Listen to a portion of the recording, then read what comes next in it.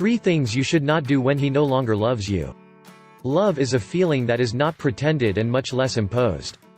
That is why, if at this moment you feel that your partner is indifferent and does not show that he feels anything for you, you should talk to him to solve things. And if in case nothing changes and you realize that that person does not love you anymore, you should do the following. 1. Stop thinking, he still loves me. Any detail, look, smile or call you will interpret it as a sign of love. The best thing is, to be honest with yourself and recognize the things that are done for education. Remember that you should not cling to a relationship that has ended. 2. Stay away from everything that reminds you of that person. Do not get attached to anything, or places, music or objects that are related to him. Start looking for new interests, surround yourself with people who love you and start new projects. 3. You have the right to suffer. It is very normal to be wrong after a separation or that you realize that the love between the two no longer exists.